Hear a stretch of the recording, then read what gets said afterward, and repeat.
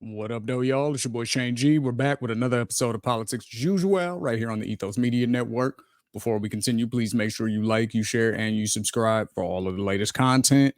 Bar exam, OTI, entrepreneurs, politics as usual, all right here on the Ethos Network. So go ahead, make sure you like, you share, and you subscribe. Turn them notifications on. Now let's get to it. What are we here to discuss today? We're here to discuss Project 2025. Dun dun dun. Is it actually that scary? Is it something that can actually be done? Is this Trump's idea? Does Trump endorse it? Let's do a little digging. So first, who are the people? What do y'all want to do? Do y'all want to get into the Project 2025 itself first, or who is bringing this to us? You know what? Let's go over the actual Project 2025 details. Let's see what that's about. What I want to know is if this is another Russiagate situation where they're making a whole bunch of nonsense out of nothing to try to scare people into voting against them, or is this some real shit? So let's see. And now we're going, of course, to the handy-dandy source, Wikipedia, for this. So, Project 2025, also known as the 2025 Presidential Transition Project, is a political initiative pushed by the conservative think tank the Heritage Foundation in 2023. Okay, so right there. The Heritage Foundation created this, not Donald Trump. So just want to get that clear. The project aims to promote conservative and right-wing policies to reshape the United States federal government and consolidate executive power under the premise that Donald Trump wins the 2024 presidential election. It is the 9th iteration in the Mandate for Leadership series published since 1981. Okay, that's something we're going to have to look into. Let's go ahead and open that up in a new tab. We're going to read into that too, because I've never heard of the Mandate for Leadership, but that's something I probably should be aware of, right? The project asserts a controversial interpretation of the unitary executive theory, according to which the entire executive branch is under the complete control of the president. It proposes reclassifying tens of thousands of federal civil service workers as political appointees in order to replace them with people loyal to the president. Proponents of the project argue it would dismantle what they view as a vast, unaccountable, and mostly liberal government bureaucracy. And when they say liberal in this case, they mean that they can just do what they want. They don't necessarily mean like left wing. They mean like, oh, you're liberal with the way you spend money, or oh, you're liberal with the way that, you know what I mean? It's that interpretation of liberal. So proponents of the project argue it would dismantle what they view as a vast, unaccountable, and mostly liberal government bureaucracy. Sorry, I had that wrong. Proponents of the project. So that means people who agree with this project. So they are talking about lefties. I apologize. They're talking about left-wing government. Democrats, really. They're not really talking about lefties. They're talking about Democrats. So you guys know that there's a distinction between those two things. So the project also seeks to infuse the government and society with conservative Christian values, which, you know, goes against the whole church and state thing. But, you know, Republicans and right wingers have been trying to do this forever. They've always, that's where the whole abortion argument comes from. They're really just trying to essentially infuse church into the law. And the reason they're doing that is because they actually believe it. Like, they really believe that if you don't believe in God, you're going to go to hell. If you don't believe in Jesus, you're going to go to hell. And they really think that they're trying to save people from eternal damnation. So that's why they're trying to implement it into the law. But the problem with that is not everybody believes that.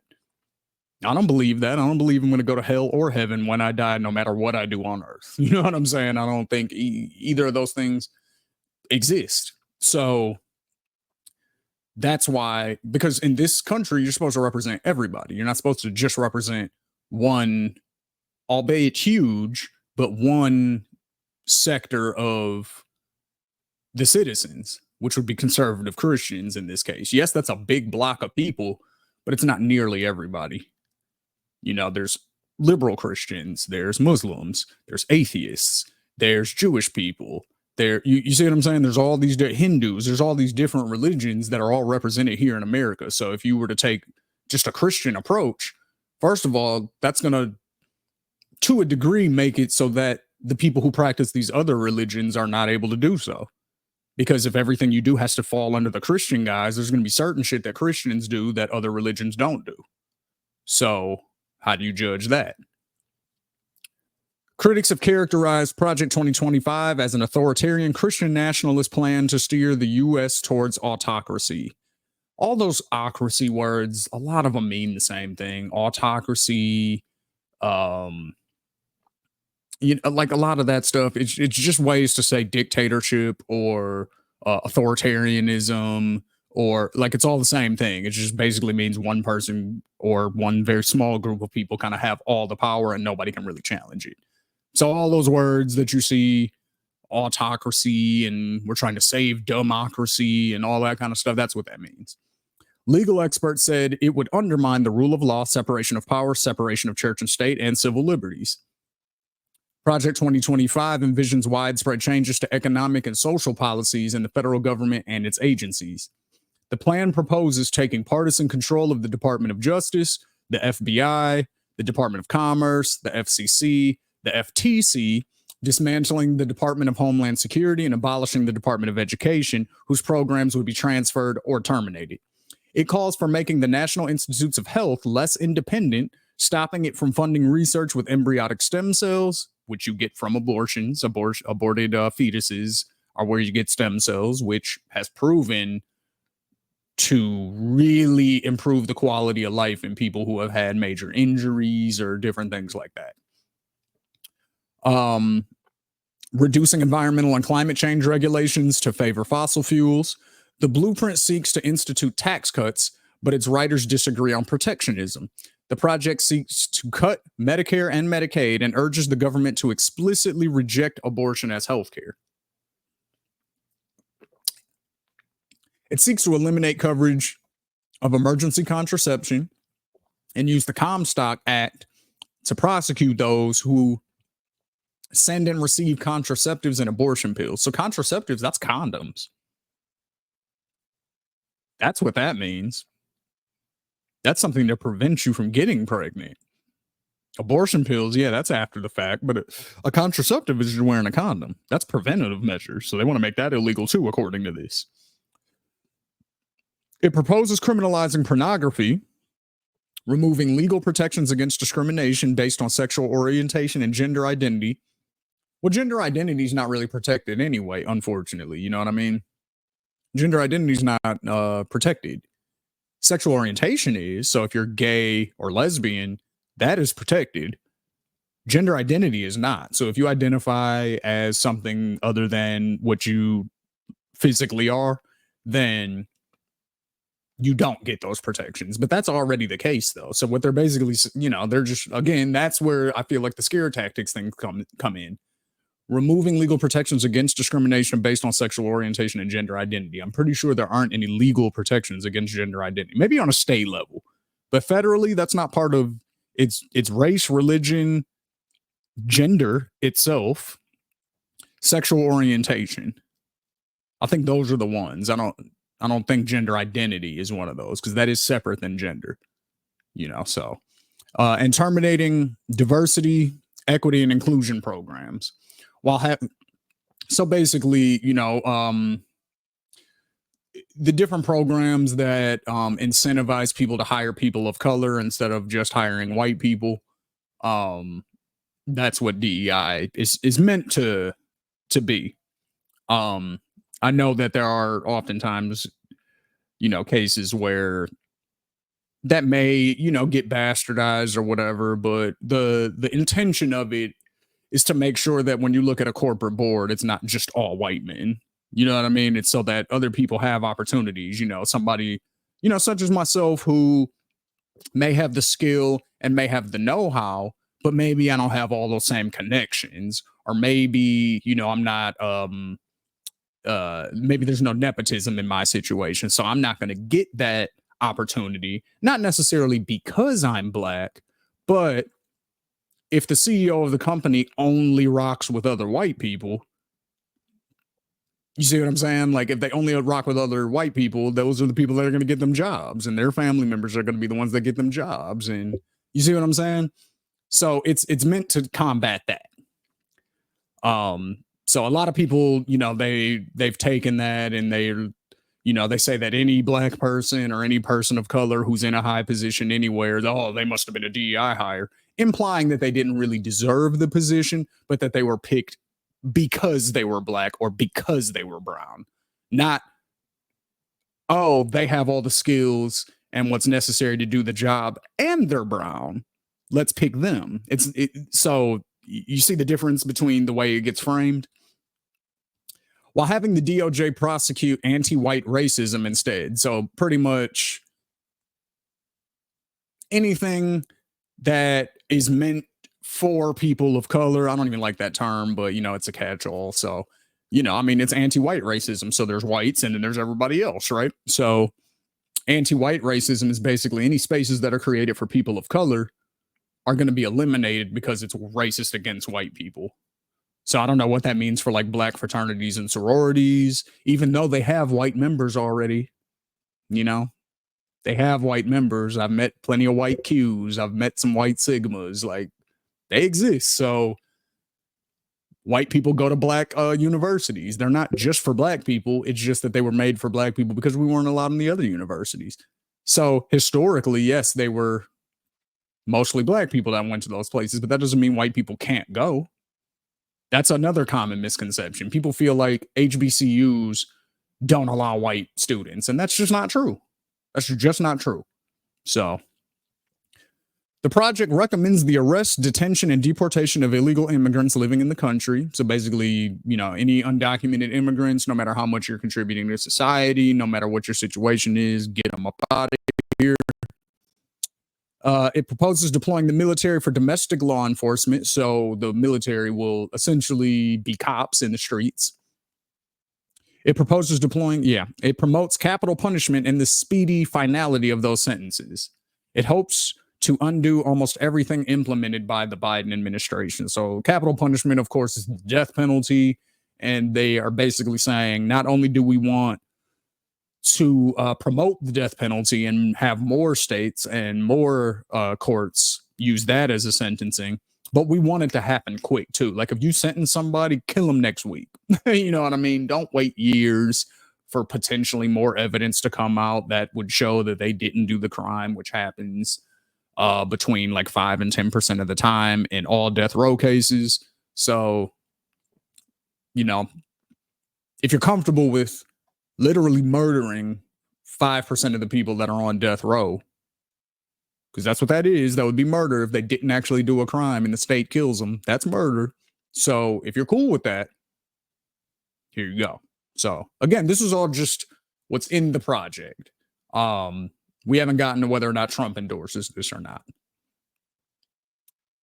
Although Project 2025 cannot legally promote a presidential candidate without endangering its 501 tax-exempt status, many contributors are associated with Trump and his campaign. So they're not saying, so again, that might be the loophole, I guess. That might be the situation where they're like, no, we're not working with Trump. These are just ideas that we have that we would like to see implemented. But we're not telling Trump to do this because then we wouldn't be tax exempt. So we're not promoting Trump. We're just promoting this whole series of ideas that we really think Trump's going to like. The Heritage Foundation employs many people closely aligned with Trump, including members of his 2017 to 2021 administration, and coordinates the initiative with conservative groups run by Trump allies. Trump campaign officials have had regular contact with Project 2025 and told Politico in 2023 that the project aligned well with their Agenda 47 program, though they have since said it does not speak for Trump or his campaign. It's kind of like a super PAC. You know what I mean? It's like a super PAC is technically not allowed to talk to the candidate, but come on. Like, we're not stupid, There's coordination happening. For sure. You just can't get caught doing it. Otherwise, that's when it becomes a legal issue. The project's controversial proposals led Trump and his campaign to distance themselves from it in 2024, with Trump saying he knew nothing about it and that some of the things Project 2025 says are absolutely ridiculous and abysmal. In response, Heritage President Kevin Roberts said that no one at Project 2025 has hard feelings for Trump because they know he's making a political tactical decision there. So basically, they're saying, look, We know he has to say this in the public, but really he's with us. That's what their president said. So now I also saw RFK Jr. Recently on Math Hoffa's podcast, shout out Math. And he basically said that Trump doesn't fuck with this plan and that it was some quote unquote crazy right wing asshole that wrote it. I'm assuming they're talking about Kevin Roberts here. But Kevin Roberts is saying, look, I know all that's a game. They got to play the game in public, but really, they're with us.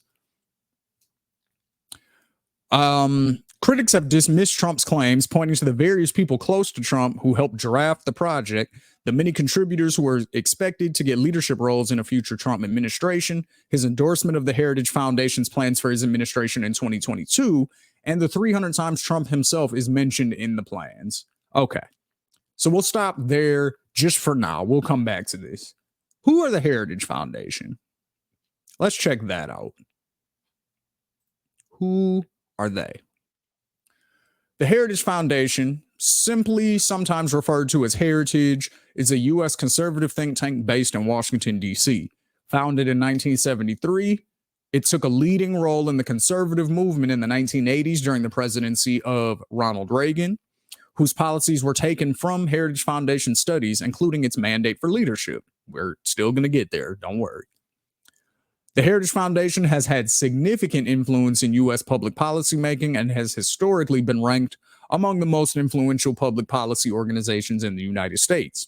In 2010, it founded a sister organization, Heritage Action, an influential activist force in conservative and Republican politics. Heritage leads the 2025 Presidential Transition Project, known as Project 2025, an extensive plan to consolidate presidential control over the executive branch of government to accomplish its policy goals. The New York Times reported the Heritage Foundation spread some false information about the 2024 election. Everybody spreads misinformation about the elections. I don't care about that. But that's who they are, though. That's who they are. They are a conservative / right-wing Republican organization who essentially tries their best to influence public policy, especially when Republicans are in office, because they they want to see these policies enacted for, whatever reasons. So they helped Reagan, and every Republican I know loves Reagan. All of them. They love Ronald Reagan.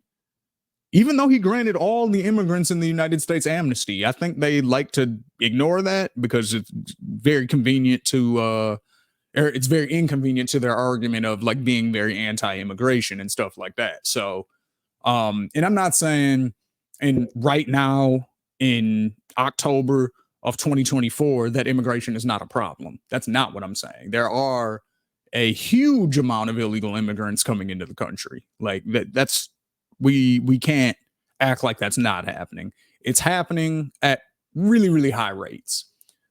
But historically, Republicans were anti-immigration anyway. You know what I mean? They want to make it really hard for people to get into the country and become citizens and things like that. Whereas historically, Democrats were typically on the other side of that argument. We were the ones who were like, hey, the Statue of Liberty says, bring your sick and, whatever the quote is. It's like the Statue of Liberty is the representation that all are welcome here. All of us came from immigrant backgrounds at one point or another.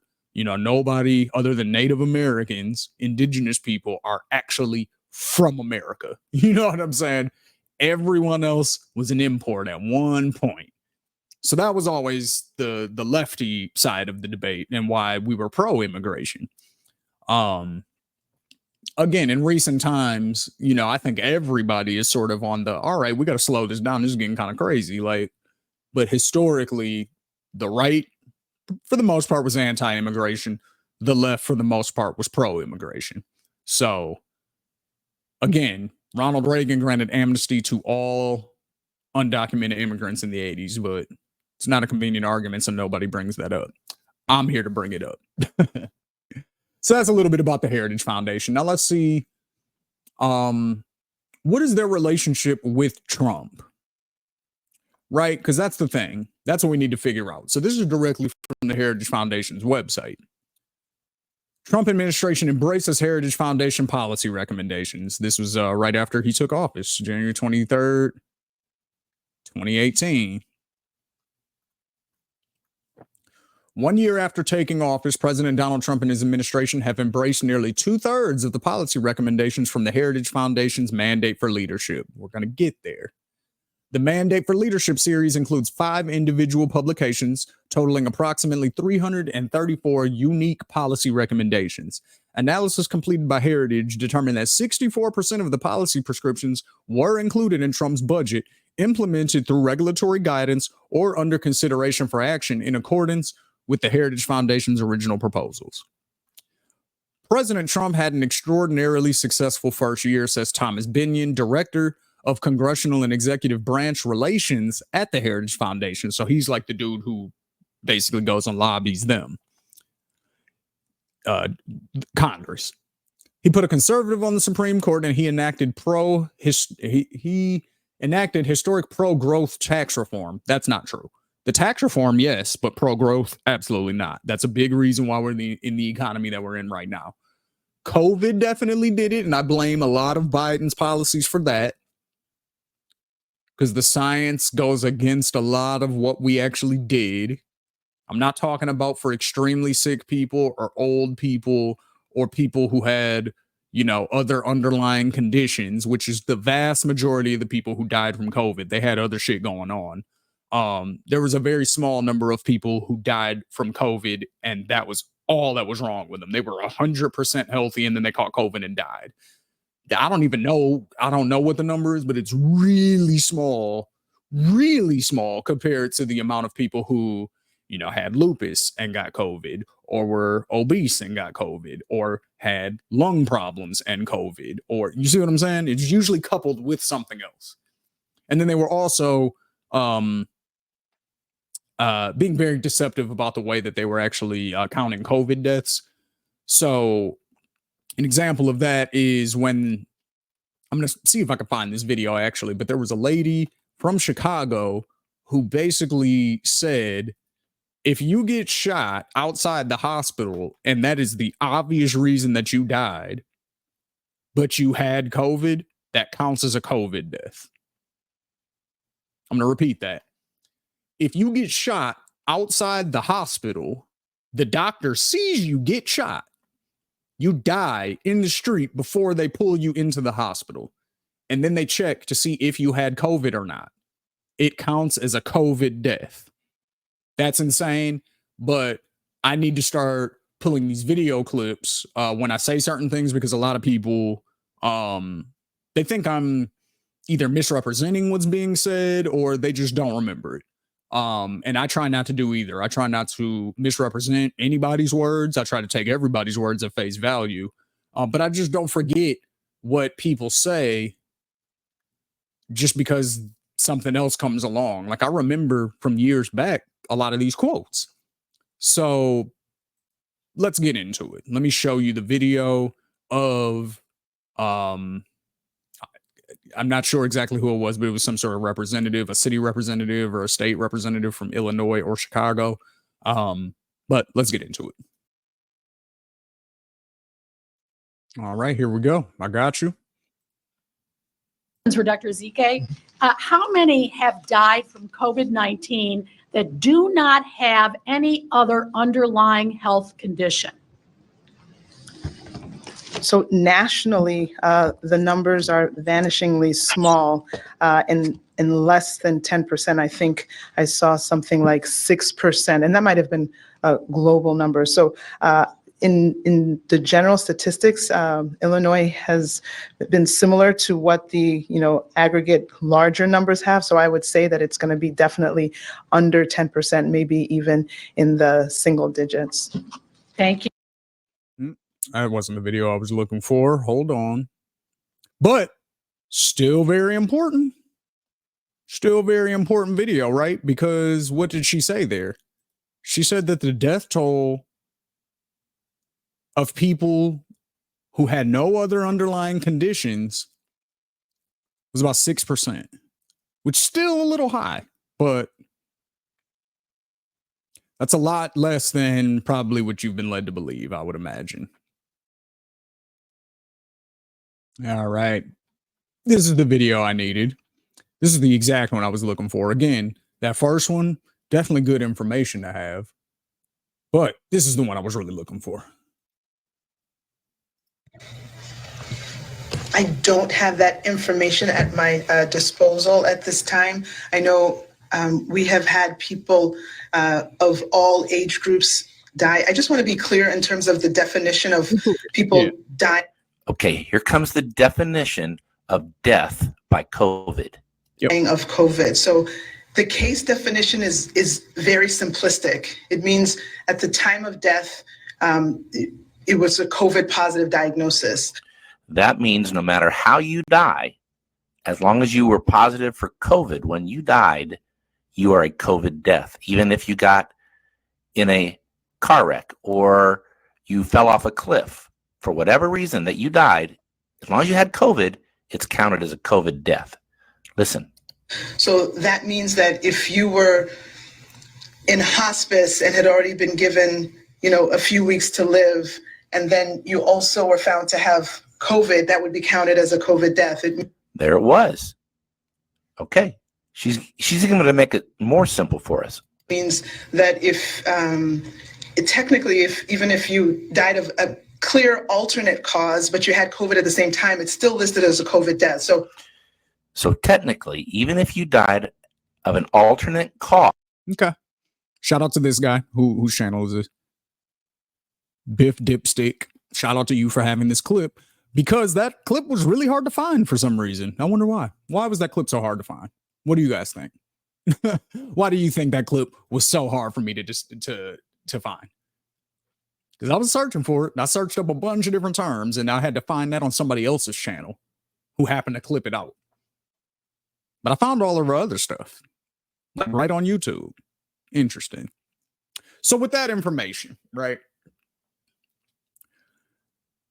Just knowing that,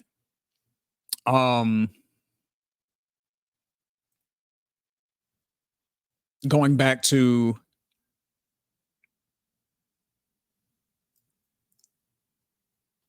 he put a conservative on the Supreme Court. He enacted historic pro-growth tax reform. This analysis demonstrates the lesser-known policy success that his administration has been fighting hard to enact. So the reason that I pulled up the COVID stuff, again, is because I acknowledge and I totally agree with the fact that Joe Biden mismanaged and mishandled the way that he did this on a catastrophic level, and it really, really helped put a pin or put a dagger, I guess you could say, in the economy that these tax cuts that Trump did already were snowballing into. So this economy that we're in right now was sort of inevitable. It maybe wouldn't have been as bad without COVID, but a lot of those policies didn't make sense. That was my point in showing all of that. So let's continue with the Heritage Foundation's relationship with Donald Trump. Heritage Foundation Research Analysis began developing the policy recommendations. I'm not even sharing this. Let me come back. Heritage Foundation Research Analysis began developing the policy recommendations in 2016 during the presidential campaign with the following principles in mind: free enterprise, which basically means no regulations on business; limited government, which only seems to apply when it comes to regulations. Again, like, they don't mean limited government when it comes to abortion and getting in between you and your doctor, or stuff like that. It's not limited government in those capacities. They just mean they don't want the government spending money on citizens. They want huge government when it comes to the military industrial complex, and according to this, they want to make the executive branch big government. That's why we have a system of checks and balances. So one essentially branch of the government doesn't just go rogue and do whatever they want. But according to the project, that's what they want. So individual freedom, whatever that means, traditional American values, whatever that means, and a strong national defense. See, you can't have both of these. Limited government right here and a strong national defense. Those two things do not go in the same sentence. You can't have both. So that's what I mean. That's where the bullshit comes in, because it's like, yo, fam, Like, who are you talking to right now? You're telling me you want limited government, which means you don't want the government spending that much money because we're in debt and all of that kind of stuff.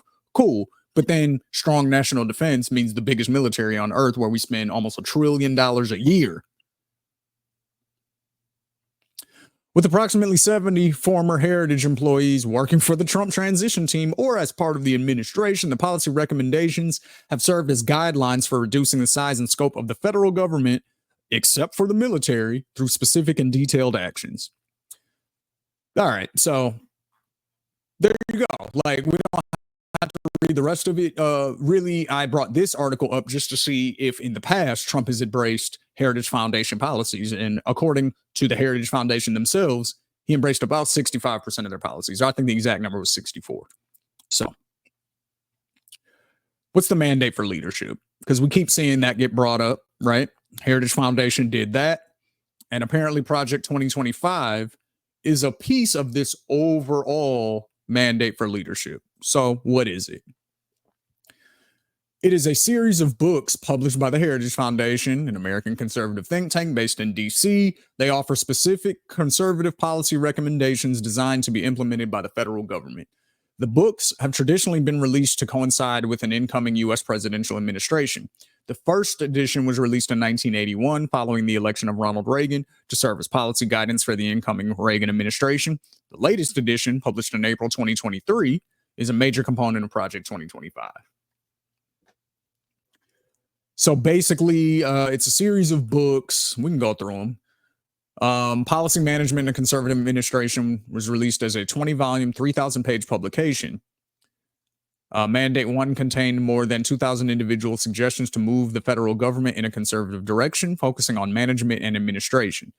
The report presented an explicit plan for reshaping public discourse on civil rights issues. So that's interesting. To that end, because that, pretty much coincides with the crack era. The Reagan era, to that end, you should watch my Freeway Ricky Ross video if you want to get a little bit more insight on that. To that end, it recommends the Justice Department halt its affirmative action policies to remedy past discrimination against women and other minorities. So affirmative action, again, is very similar to DEI in its intent that, hey, we have very talented, smart, capable women, Black people, brown people, all various backgrounds. We need to enforce something that will make sure that they get an equal chance at this. So they wanted to stop that in the 80s. So let's just... Specific suggestions related to spending included raising the defense budget by $20 billion. Yep, that was successful. Increasing it by an average of $35 billion over the next 5 years. Well, they've been doing that for, 30-something years now at this point. Mandate 2. Continue the original mandate's aim of reforming the federal government and strengthening U.S. defenses.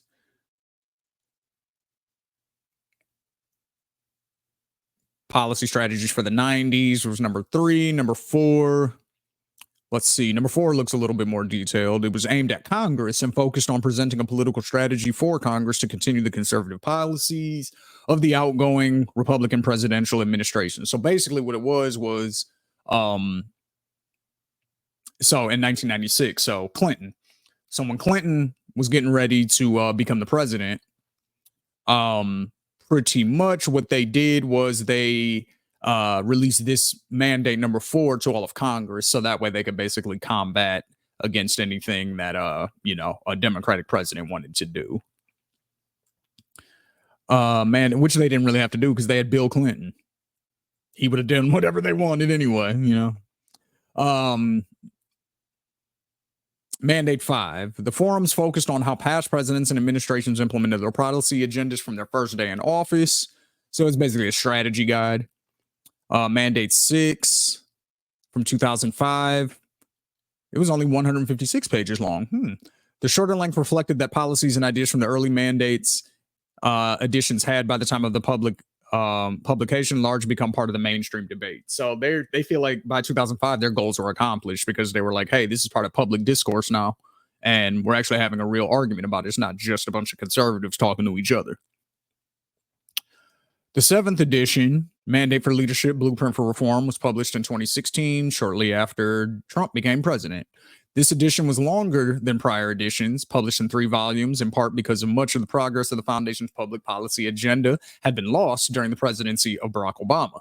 In 2018, Heritage claimed, I don't really see how, because we still were expanding the war machine and all of that. So, maybe the gay marriage thing and, maybe that, but that wasn't Obama. That was the Supreme Court, which was mostly, it was at least half conservative at the time. So, Heritage claimed the Trump administration had embraced about 2/3 of their 334 proposed policies of the foundation's mandate for leadership.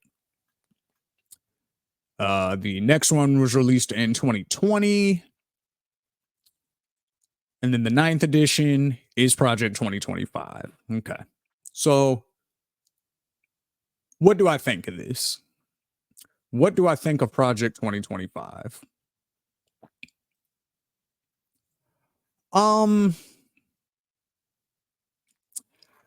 I think some of it can happen. I don't think all of it can happen because we do have checks and balances, and because of those checks and balances, it makes it really hard for somebody to just come in and implement a whole bunch of policies that, nobody else wants, right? So do I think some of this can get passed? Absolutely. I think, what do I think specifically could actually happen?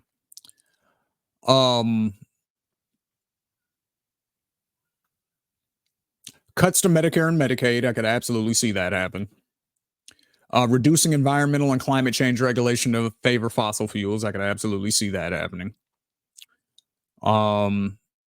Urging the government to explicitly reject abortion as healthcare. So that's just words. That's just basically saying, hey, if you're a Republican in government, speak out against it. Just reject it as healthcare. Say it's not healthcare. That's not really action, though. Seeks to eliminate the coverage of emergency contraception and use the Comstock Act to prosecute those who send and receive contraceptives and abortion pills. So, yeah, again, like they want to punish sex. That's what it is. Like they want sex to be only exclusively for married couples who are planning on having children. They don't believe in, at least in the policy, we know that this is bullshit because they all get caught doing dirty shit. You know what I'm saying? Like they all get caught doing, grimy, slimy shit. So we know that they don't actually believe in it, but they say they do, because they're Christian values and you're not supposed to be having premarital sex and living with a woman before you're married and, all that type of shit. So they're trying to implement that into the law. That's all this is for. It proposes criminalizing pornography. Now, I'll reveal a little bit about myself right now. I was just in Texas over the weekend. And when I came back from Texas in Arizona, where I live, I came back and I went to a website. And when I tried to go to this website, it says, hey, this type of website is not allowed in the state of Texas. Now, mind you, I was back in Arizona, but my IP address on my cell phone hadn't switched from Texas yet. So that shows me that the criminalizing of pornography that's possible. Because again, I couldn't even visit a certain website in Arizona because my phone still showed that I was in Texas. And apparently in Texas, you're not allowed to look at that stuff at all. At all. It wasn't even a thing where it was like, hey, verify your ID and then you can look at it. It was just like the website's blocked, which is wild. So, wild. It promotes removing legal protections against discrimination based on sexual orientation and gender identity. So I don't know about that one. I don't think I see that happening. And the only reason why is because there's too many Republicans who have gay relatives that they actually do care about. And that's usually the catalyst of when they change their stance on, LGBT issues. LGBT issues typically, they're against it until they find out, oh, my daughter's gay, or oh, my son's gay, or you know what I'm saying? Or like that's usually how it happens, and all of a sudden they're for it. So I do think that there's a high enough number of those type of Republicans to where we don't have to worry about the sexual orientation part. The gender identity thing, like I said, I don't think that's going to get included, but it's already not included federally. Terminating DEI, I could see that. I could see that. Because right now, you get a DEI score based on certain criteria, and you want your score to be higher in business. Now, that's where I do feel like the incentive gets perverted a little bit. Because if you put a quota on it and say you have to have X amount of this, then you do kind of start picking from people maybe who aren't as qualified or whatever the case may be, just to, hey, look, see, we got some black people up here. Like, so I do see where it could become an issue, but I don't know if terminating it is necessarily the right route either. I feel like maybe you just incentivize companies who have more diversity. You know, you could incentivize them, but you don't necessarily want to force it, because then that'll cause a backlash against those same people who are, you know, in those positions, you know, the black, brown, women, different people who didn't have a leg up before. Now they're there. And now people are extra mad at them, and they're like, she only got it because she was black, or she only got it because she's a woman, or etc. You see what I'm saying? So I do feel like there's a fine line that we got to walk there. But having the Department of Justice prosecute anti-white racism instead. Hate crimes are hate crimes. If I commit a crime against a white person because they are white, that is already an extra crime on top of whatever I did to them. If it's assault, that gets a certain amount of time. If they hate crime assault, that's more time. You see what I'm saying? If I beat up a gay person, that's one thing. If I beat up a gay person because they're gay, that's extra time added on. So that's where the hate crime thing comes in. So that's already there. Now, I think it may be a little bit harder to prove that somebody did something to somebody because they were white. That might be a little harder to prove, but that law's there already. So recommends the arrest, detention, and deportation of illegal immigrants living in the country. We already do that. The cages down at the border. You know what I mean? What we really need to do is just protect the border better. Because there's a lot of people that, you know, I live in Arizona, like I just said, there's a whole lot of people here who may not be documented immigrants. They might be undocumented immigrants, but guess what? They contribute to society in a major way, which is what Reagan understood, which is why he gave them all citizenship in the 80s when he was president. Promotes capital punishment. I could see that happening, where we see a lot more death penalty cases happening. I could see that. So those are kind of the things that I see that are possible. Do I see the executive branch being under the complete control of the president with no checks and balances? Absolutely not. I don't think, yeah. So there's certain parts of this that I don't see happening at all.